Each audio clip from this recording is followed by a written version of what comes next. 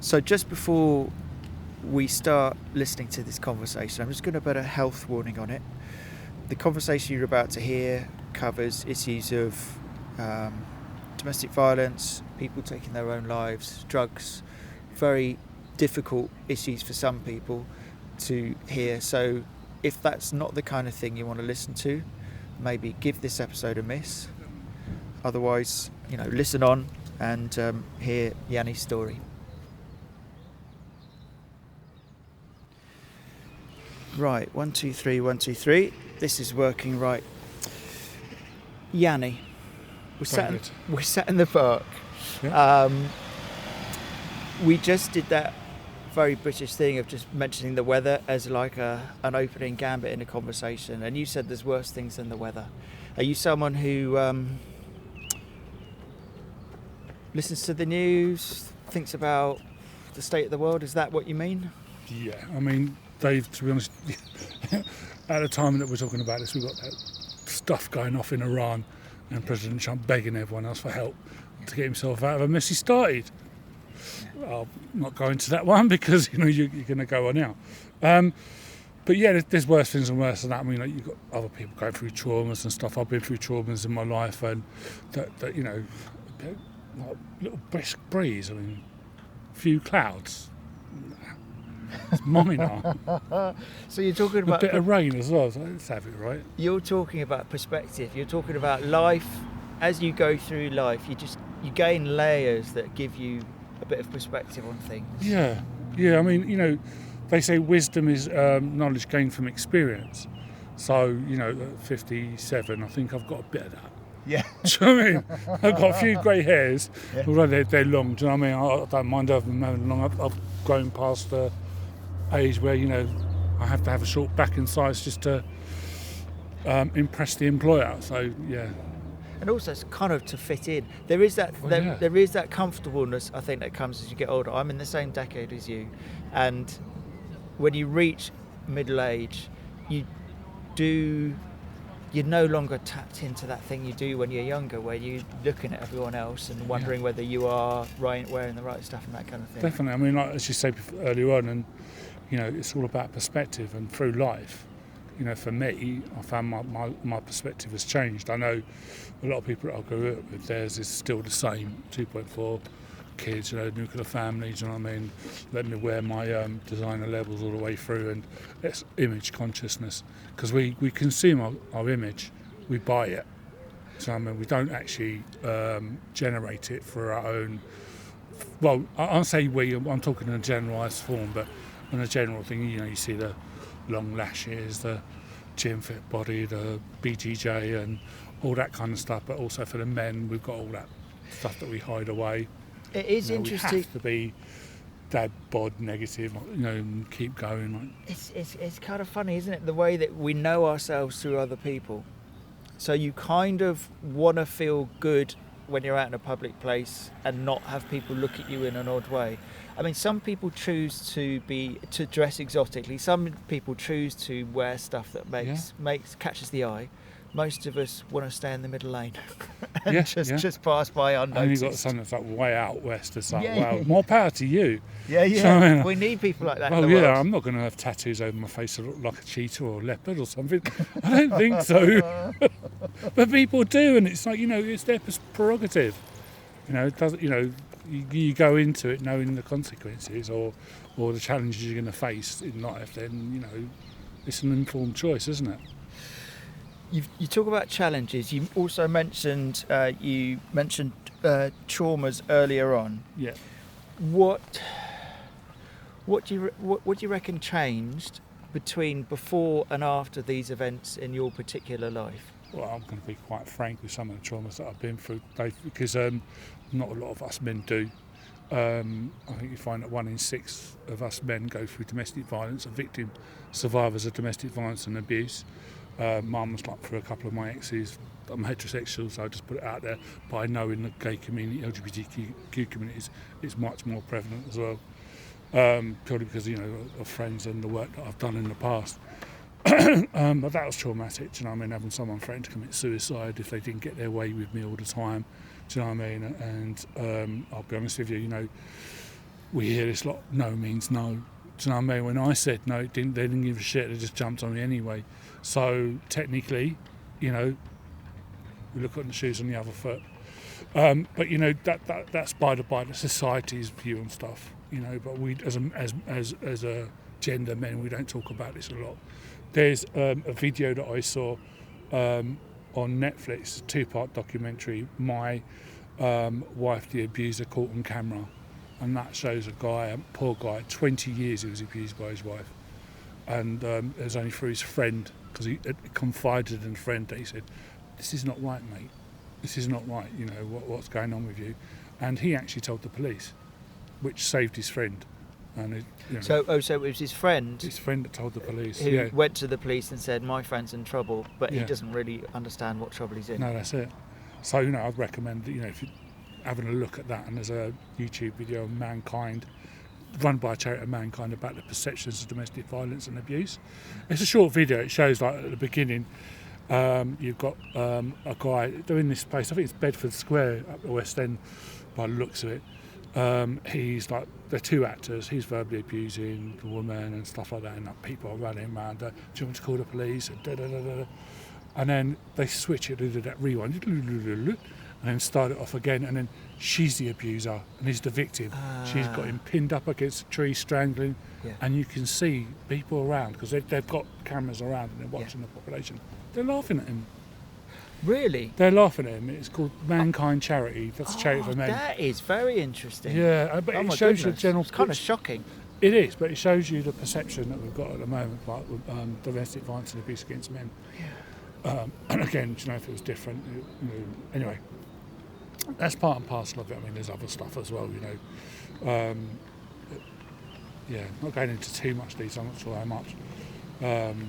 You know, like trauma as a child, very intelligent. I was told at the age of 13 by my head of year, after, well, not 14, we've done our stats at 14, that if I pushed myself, I could do my O-levels in a year, A-levels by the time I finished. Right. So that's a positive. That is a positive. That is a positive. That must have built your confidence when you heard that. It did. And then my old man, my parents are both immigrants, both no longer with us at the moment. My old man was a gambler. Right. And he had all the isms, all the behaviours, and so I mean, it was the way he was just, I'd say, it was abusive. Now, if I wouldn't do it to my child, so I'm hitting them till they cried and shouting and screaming so everyone else in the row of houses could hear. But he was a gambler, and I understand those behaviours because myself, I'm in recovery 21 years off of drugs and alcohol, so I get it. Right. It's something in the blood, in the genetics, but we don't need to carry on with it. Do you know what I mean? So, I got told that by my head of year, and he told me, I said, Yannie, if you push yourself, by the time you're 23, you could be a brain surgeon. I'm like, wow, so I was quite high, I was 160 something.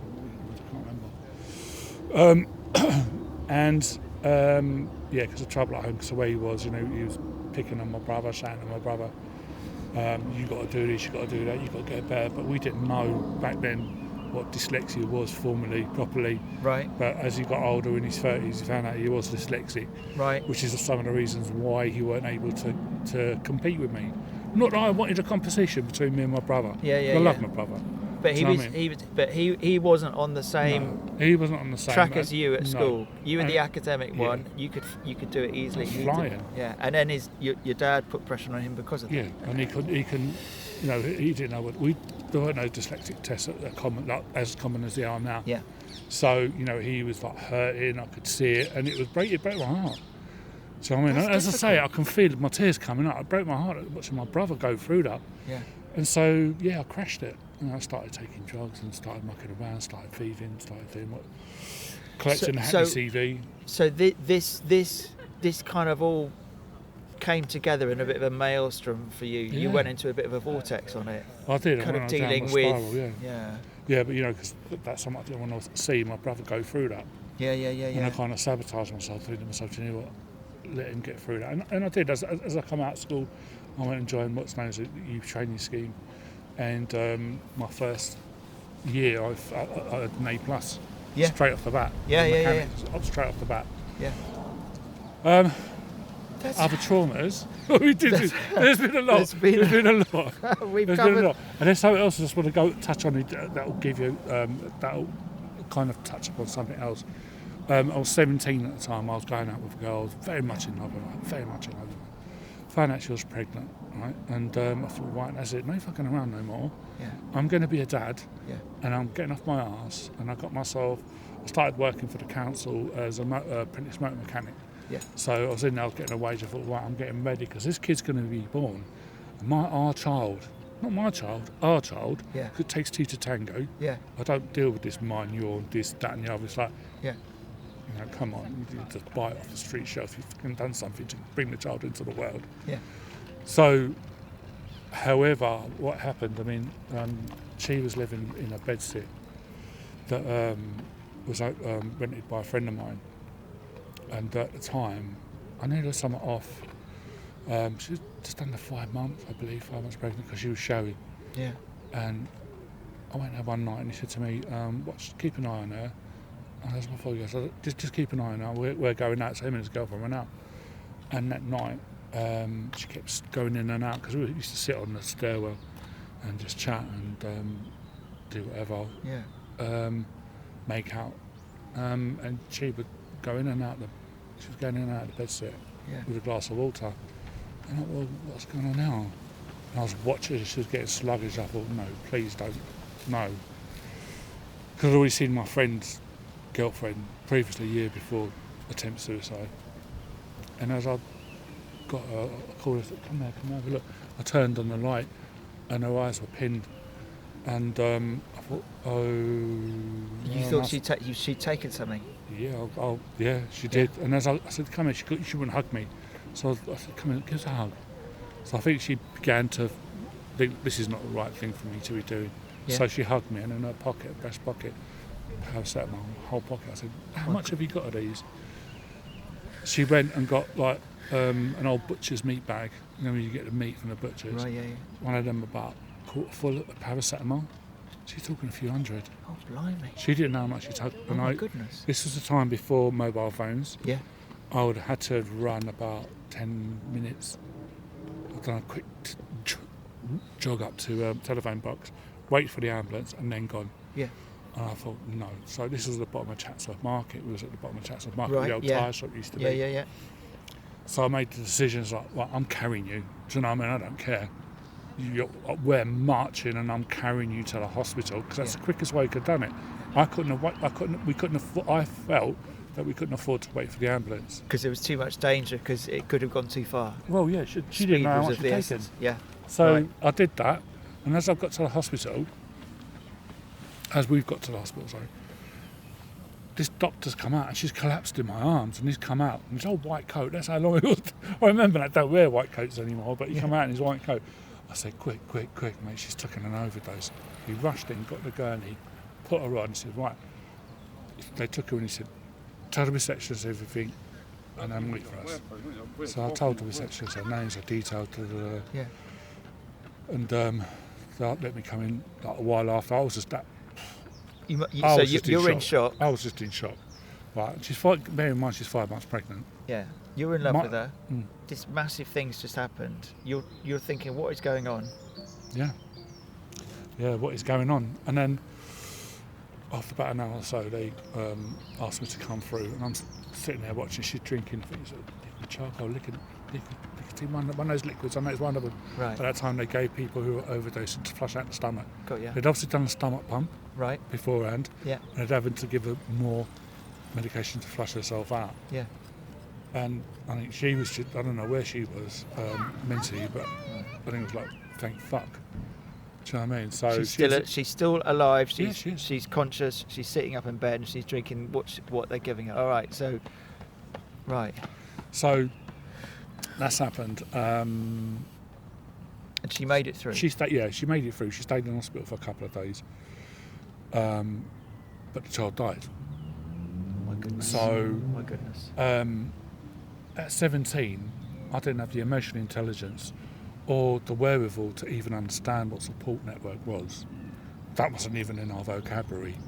Do you know what I mean? And all I knew was drugs, and that was it. Hell for leather, anything and everything I could take. Yeah. That's how I dealt with trauma. That's how, it wasn't like nowadays where, you can phone the Samaritans. They weren't around. If they were around, I don't really know their numbers, but, there wasn't talking therapies per se. There wasn't counselling that you could go to. There was, but this was like very thin on the ground. Mental health support, take some medication, sit in your straitjacket, and that's it. Yeah. Do you know what I mean? Those days. Was there anyone at that point, just after this event, and she'd taken the overdose, and you got through to the other side of that awful event, what happened? Did you share it with your mum, your brother, close mates, her family? I don't know. I saw her family. I saw her sister and her brother-in-law at the hospital. Right. So they came. They came, and I think there was a thing that's like, I've done something to make this happen, but it wasn't. So you've what? So you immediately had to make clear it was like. No, she made it clear. Right. She made it clear. Well, she's obviously told them something that she didn't tell me. Right. Because part and parcel, when I asked her, like, what are you doing? Why are you doing it? She was saying to me, like, this is the whole way, that I don't want you going down to jail for life. I'm like, what? What? I said, exactly. What? What's that about? For what? But I found out later, a couple of years later, these acquaintances I knew were raping them in the flat. Oh my goodness. So needless to say, shit happens to people like that. Oh my goodness. So it was quite traumatic, an event, because it was a double whammy. You're right. Yeah. That just it's just such a horrible set of circumstances. It just it's just making me feel quite horrible. Yeah. Just that's why I said the breeze is nothing.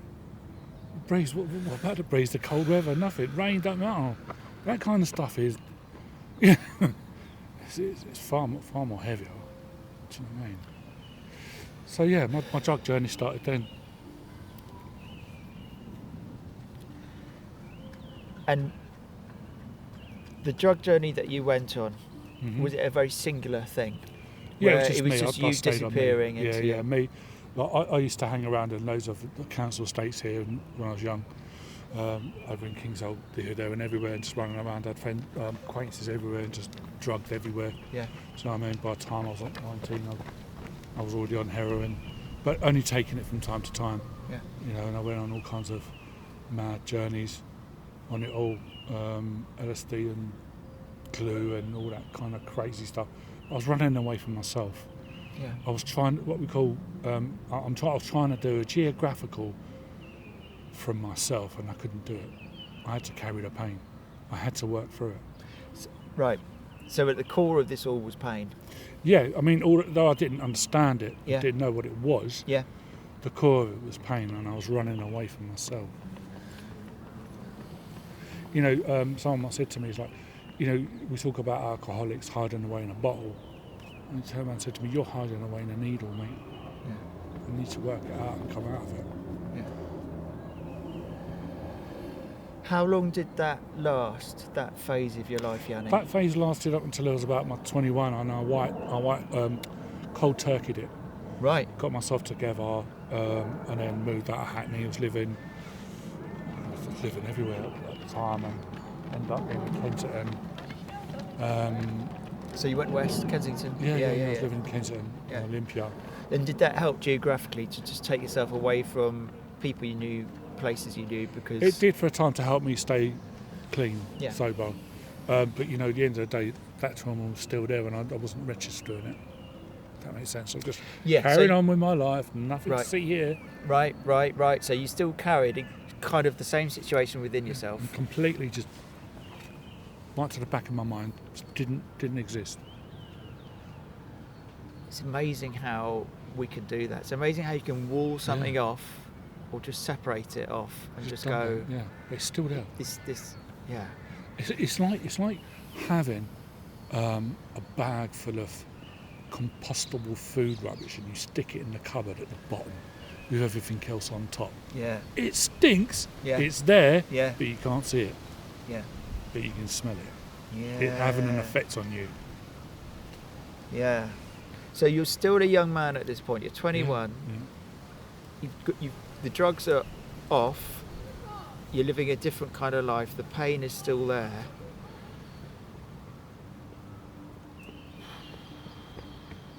How long did it take you to think about that bag of compost at the bottom of that cupboard? To consciously sort of say, I'm going to bring it back up again? Well, I had to come into recovery for that. Because that wasn't the end of my drug journey. I was clean and sober for a while, white knuckling it, and then I went back to it thinking, starting off drinking with a friend. Yeah. He was drinking me under the table quite quickly, and next thing I know, it turned around and I was drinking him under the table. Right. And that was me like, oh shit, I'm becoming an alcoholic, let me take some weed. Yeah. So my drug journey started back on, but then obviously subconsciously it brought the stuff up and other bits, but it's crazy life, Dave. I mean, I ended up living in the West End in Covent Garden, just round the corner from Drury Lane, and I was getting on with my life. I wasn't doing much, I was drinking and smoking a bit of weed. Yeah. But then I got involved with other people and women and stuff, and I ended up there to the extent where I was putting needles in my arm. I was bouncing around clippers, working girls, homeless guys, shoplifters and everything. My life just totally changed. It done a 180. Right. Whereas before I'm working, productive member of society, drinking a pint now and again, having a bit of weed. Yeah. Next thing I know, the wrong crowd. I'm like, what? I've just gone right down on. So that's a completely different sphere. But it's just, in terms of society, what are clippers, by the way? Clippers are women or men, like, let's have it right. I mean, there were like work rent boys or working guys who would come to my flat who I knew as well. So I kind of got into the seedier side of Soho, Soho, the West End. Right. Clippers are women or men who will go and stand on corners in the front line or somewhere where people know that the sex workers associated, where you can go and pick them up. Right. A clipper is someone who will not vie for sex, but turn around, pretend that they're out there to do sexual favours for money. Yeah. And then they'll get someone and say, all right, fine, I've got to get, give me 20, 30 quid or whatever amount of money, I've got to go in this house and I've got to get the keys and da-da-da-da. Wait for me here and I'll come and get you. Right. So by this time, someone's given them 60, 80 quid, and then they've gone round the corner and that's it, they're gone. Right. So what I do sometimes is go out and work with one of the girls, and if there's any issues with any Johns, then just defend her. Right. Johns being customers. Yeah. So a clipper's giving them the runaround and it's disappearing, and if they get wise to it, then you're there. Yeah, if they try to get physical.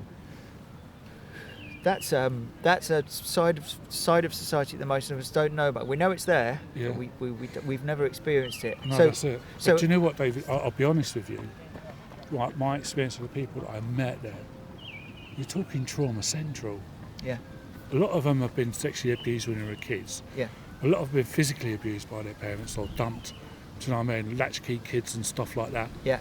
And latchkey kids meaning kids who just like go their own way because the parents are never there. Well, latchkey kids are kids like the terminology is where kids giving sets of keys, go off to school. Here's like £3-4. Go and get some chicken and chips on the way home. Yeah. Come in. I'm at the door, go and watch TV. And the parents are not parenting. Parents out there working, doing whatever they're doing. Right.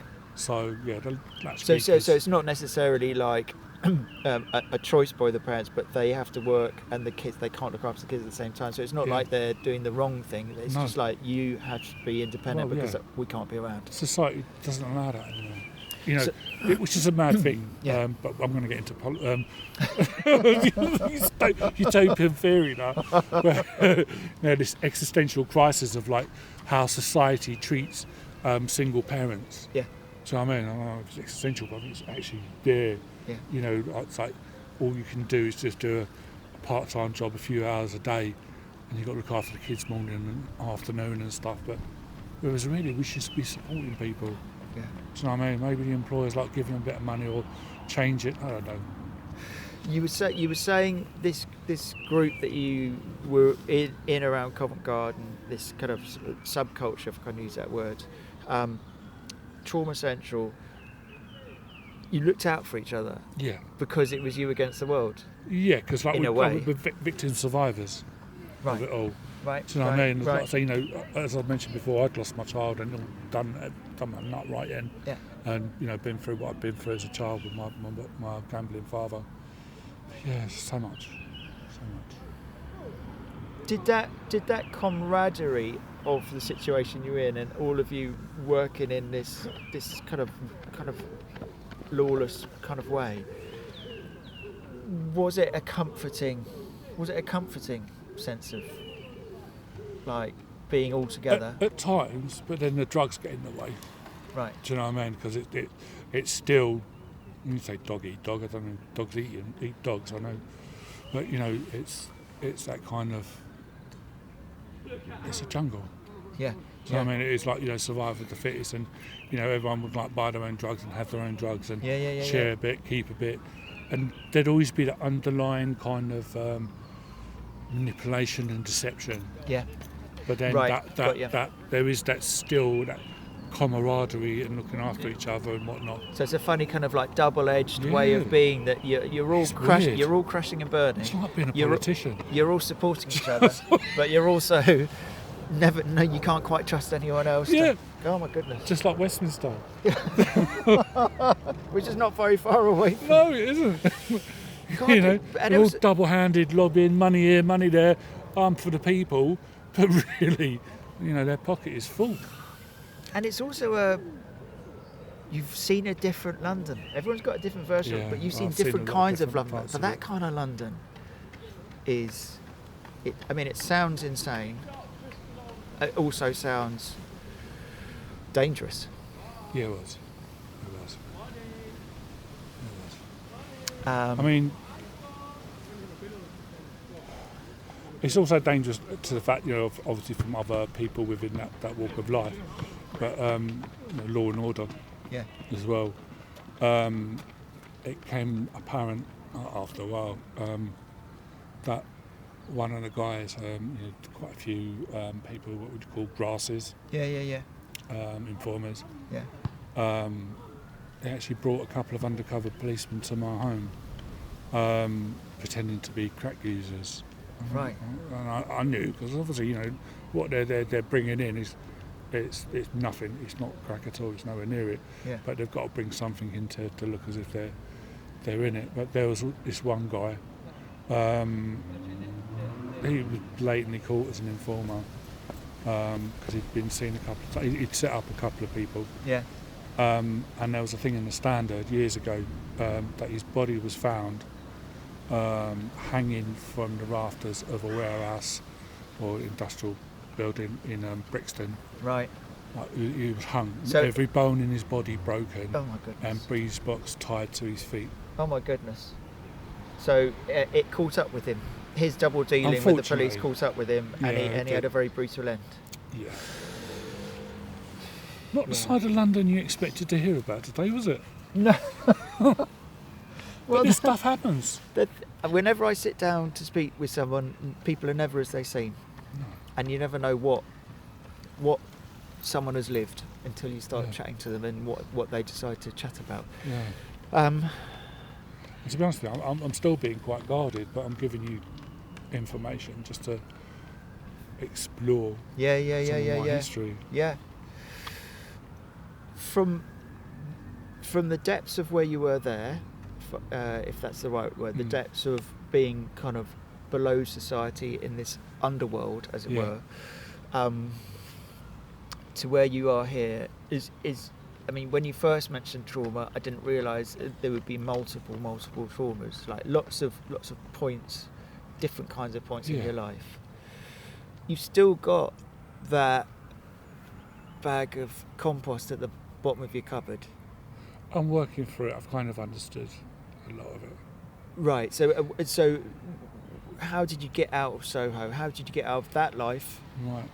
Did you had you thought about all of the dark stuff and the pain? I didn't think of the dark stuff and the pain, but what I did,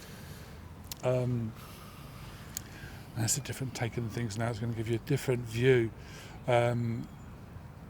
There's a point in time where at a time within those years in Soho, I was like looking for a spiritual path and connecting with some form of spirituality. Yeah. And I used to, there's a book called Ask the Angels, and another book, Angels Companion in Magic by Silver Ravenwolf. And they helped me to connect with angels at the time. And this is not really another far outside one, but to be honest with you, I'd rather go this path than what I was. Yeah. I mean, I'd rather be a bit woo, a bit wild. Away with the woo-woo angels than away with the woo-woo crap. Rather than like hanging somewhere having bones broken. Yeah. So I did a bit of that, connected, and then, I couldn't pull myself out of my addiction. Right. So I started using. So you were going on to the spiritual side of the journey, but it didn't take you immediately out in some kind of redemptive way. No, because I knew too many people. They were up on my door, like morning and night, bringing in, drugs and stuff, and just carrying on. And I tried to get 4 days clean off heroin, and next thing I know, someone's coming up my door, and my days. So I had to go into detox. I managed to get myself into detox. The detox now shut down. It got shut down thanks to conservative austerity measures. Right. It was known as City Roads. It was one of the only places in London, one of the few places in London that did crisis beds. So it meant you could go there in crisis. Right. They would take you on. There used to be about 6 detoxes in London, but post condemned government and all that, there was now none. Yeah, but Conservative Democrat. Is it easy when you decide to say, all right, I'm going to go for detox? Is it easy just to step into a place and go, right, I'm deciding to change, and people go, welcome, come in, here's a lovely bed, and here's how we're going to do it. Like I said, there's very few places like that about, but it takes a bit of commitment. Yeah. And it was Easter 2004 when I went in. Right. And I've not looked back since. So that's just over 20 years ago. Yeah. Over 21 years. Yeah. A bit more. And what gave you the impetus? Not the impetus, but the strength to go through with it this time. Because it was the first time. It was the first time I've been in detox properly. Right. Okay. Right. So it was. But new. what I did, I went there because I wanted to reduce my tolerance. Yeah. Go back out using dye because I thought there was no other way. Yeah. Right. Well, so you knew you were going to die if you carried on. Yeah, but I was going in there intentionally to reduce my tolerance, so that I could go back out and use and die because I saw no way out. And then, the pain of that compost bag was showing itself a lot more, and I was in pain. I was in bits because that wasn't the only time that happened. It happened again in 2001 with someone else. Right. Oh my goodness. The same circumstances. Right. And cut a long story short, the lady, bless her heart, she took herself off. We split up. She was 5 months pregnant. We split up. Well, I didn't know she was pregnant actually at the time. Yeah. We split up. She ended up with someone else over in the Stratford area. Yeah. He had an argument with a guy who pulled out a knife. She grabbed the knife off of him and stabbed him. Right. And this is like she's full-on middle class. She was like, but it is what it is. When you do survival mode, you know what I mean? Watch out for Mama Bear. Yeah. Forget it. Mama Bear's going to get you. Yeah. But she was so depressed about it, apparently. I think it was like prenatal. She jumped off Stratford car park. And they couldn't save her with a child. He came and told me a few months later and said she was 5 months pregnant with your kid. She said, I'm sorry I have to tell you this. And then next thing I know, I was hanging off the end of a crack pipe for weeks and months because I was blaming myself, because if I didn't split up with her, she might have been alive, as with the kid. So that done me again. It's like a hammer blow. Well, it's massive. However, another hammer blow. I'll give you a good one. There's a good story to this. There's a good ending. Well, not ending, but so yeah, that's part of the reason why I went further downhill and I decided to go into detox to reduce my tolerance. But while I was in there, I bought a book from I can't remember what it's called now. not Waterstones, this is the other one beginning with B, Borders in Islington, and a book on angels by a lady called Diana Cooper. And I started meditating. I thought, you know what, I want to do something. Let me just see. Let me give this a chance. Give myself a chance. So I started doing that and meditating, and Narcotics Anonymous, members from Narcotics Anonymous and Alcoholics Anonymous and Cocaine Anonymous were coming into the detox doing meetings. Went in there, I didn't sink in. So I weren't staying in there, and there was one guy that came in and shared his stuff. And I looked at him and I thought, why on earth are you clean, man? With what you're going through, what, you know? And I thought, something dawned on me. It's like, you know what? If you can do it, I can do it. And that switch, so we call it a light bulb moment, happened then. And I thought to myself, do you know what? I'm going to give myself a chance. Give myself a chance. Give myself a month. 9 months treatment, 8 months, you know, and see what happens. If after that I still want to go back out and drug myself to death, then do you know what I mean? There's no change in that. So I did it. I went through treatment. I continued with my spirituality, and yeah, it's worked. It worked for me. You know, a couple of my peers during that period of time that I was off passed away, went out, used and died.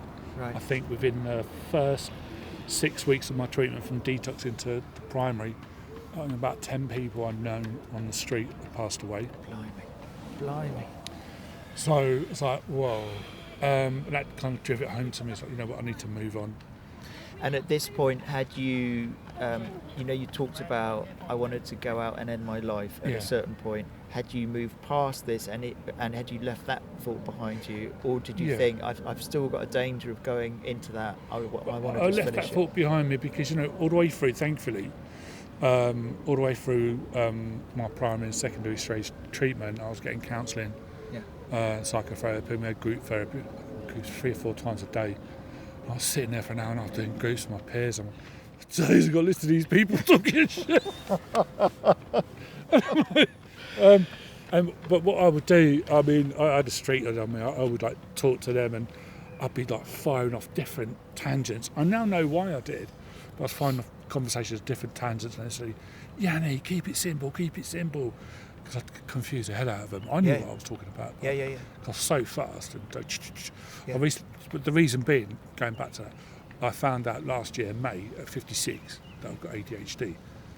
Oh, right. So it's like, right. So this is just the way your brain was thinking at the time. Like, that's why. Because you were probably thinking it's something to do with the drugs that I've used, and I'm just. I've taken too much. Yeah. Too much acid. Right. But yeah, so I found that out last year. So I did the treatment. I went on to go to Narcotics Anonymous meetings, which I still do now today, 21 years clean. Right. And because I like the medicine, it helps me, but I also do it to help other people and say, you know what, you can go through this, and as have I got through this, you can do this, you know what I mean, and I will support you as best I can, you know, and you know, as a fellowship we get together and help each other, and the individuals that are when I said back in the West End's Trauma Central, going to some of the fellowships and some of the meetings, and the trauma that I hear over and over and over again. There's not been a study. We don't do studies like that kind of stuff. We don't look for statistics in NA. But there's a lot of people there with mental health, depression, anxiety. A lot of people got trauma. A lot of trauma, because we found how to survive trauma is to take drugs and disassociate, which is what it does. It does what it says on the tin. It disassociates. And where's your pain now, Yannie? That pain. My pain. That's been central to this whole story, but we haven't really spoken about it because it was hidden away and it was kind of carried with you all the way through. Where is it now? I've let that go. I've let that go. Yeah, I've just let that go. You know, I can't give a reason why I've let it go. I've let it go because I'm growing from it. I know that I was powerless over that situation. I had no other option but to do the best that I could with what I was given. Do you know what I mean? I got dealt a hand, but I did it. And I look back and I think to myself, well, I didn't leave her in that flat dying the same way my friend wanted to do. Right. You know, he knew she was going to overdose. He knew she was sick. She told him, that's why he told me that. But he left. instead of sitting there Right, oh, working right. with her Right, and yeah. telling me he was cryptic. And he just walked away. He's just like, walked away. I can't deal with this. I'm walking away from it. Well, And he you took didn't us even on- want to tell me. And you took her Because if to he'd have told me, I would have dealt Yeah, with it before yeah. she even needed to go to hospital. But you got her to hospital. You saved her. Yeah, saved her. And she's around. I saw her not long after that. But oddly enough, like I said, I'll go to Narcotics Anonymous meetings, do what we do. It's anonymous. I'm not going to say too much about it. I've worked the program in 12 steps and 12 traditions and moved forward. 2003, 23. But bearing in mind, I'm childless. I've had those two experiences. 2023, I'm doing outreach work over in Camden, helping homeless people. And I get a WhatsApp message. Hi, my name's da-da-da-da-da. Done an ancestrydna.com test. I'm matched with your brother, 50% match, and your nephew's 25% match. My mum's name was she lived here. Can we have a conversation? I'm like, the fuck? What's this? I thought this was a bit crazy. But then I looked at some of the photos that she sent, and I looked and I thought, oh my days, that's my baby girl. And even now, when I think about it, I can feel it, because I nearly burst out crying in front of my manager. I said, look, with all that trauma I've been through, obviously she's don't know about it, I've never told her. I don't want to anyway. But seeing her, like you could see, it's like, I couldn't have spat her out better. Do you know what I mean? So the next day, this was on June 14th. 2023, it sticks in my mind. I forget people's birthdays. I remember this day. I have to keep everything in a calendar, but this day, ADHD, right? But it sticks in my mind. And she text message the day after. I said, look, before going on any further, I'd like you to do an ancestry DNA test. I wanted to see if this and that, and so did a bit of research. It's like 6 to 8 weeks, and I messaged her and said, look, I am not going to leave you and I sitting in anxiety for 6 to 8 weeks for this test. So I went, right, bang, bang, bang. I've just sent you a paternity test, do it, send it back to me. And I said to her, I want you to have the results first. I don't want to have them, I'll let you have them, because I think you need to know more than I. So I'm choking up. So she got the results. 22nd of June at 10:30 at night, because she'd gone in and logged in. Do you know what I mean? Obviously, they were working late, but logged it in late or whatever. And she says, hi Dad, I've got the results. Here's the letter. And I went, 99.99998% possibility that I was a dad. That just blew me away. I was in shock for over a year. Oh my goodness. What amazing news. Yeah, of course. So, yeah. But out of the blue. Right out of the blue. But, lovely. Good. And the other thing was she then told me, by the way, you've got 3 grandkids. Oh my goodness. 3 grandkids. Oh my goodness. I'll show you pictures in a minute. I've got 3 grandkids, right? I'm like, oh, who are they? What are they? And that's obviously, we started then to talk a bit more, and do you know what I mean? Go through meeting up with each other, and we first met in July and went for dinner and lunch and had a chat and stuff like that, and give it a while, and then we met the kids. And oddly enough, like this was really gets me. One of my granddaughters, on the day that my daughters went to meet me, she ran into the bedroom. I said, Mummy, wake up. You're going to go and see your daddy today. She was only 6. Oh. So she's gone in there and woke her up. Why? Because she's excited. Yeah. They're excited. Amazing. So you've got a family, Yannie. I've got 4 grandkids. And You've got a family. I don't know, she gave birth April last year. How life turns around. Yeah, and the thing is, had I not stayed clean, or I'd have gone out and done myself in, I wouldn't have met them. Yeah. They would have known. They would have, where is he? He's like, oh, he's there, that's his plaque. Yeah. So I mean, but here I'm making memories. And I choose to do that every time. They don't live in London, so I just go down and see them once a month. Yeah. And then there was one day, I'd gone down there. So I normally, with this, if I'm not wearing it, I put it around my waist. So I've got a long overshirt, and it's a bit cold. We'd just gone down to the beach, had ice cream. They've gone in, dipped around. It wasn't like this, a bit more warmer than what we are now, but it was cold for them. And I was walking around, had the ice cream. Next thing I know, she's asked me, "Can I wear your shirt, Grandad?" I was like, "Yeah, go on." She's worn it, and all you could see was her two little feet at the bottom of the shirt. Oh, bless. You see her head and her Oh, bless. Oh my days!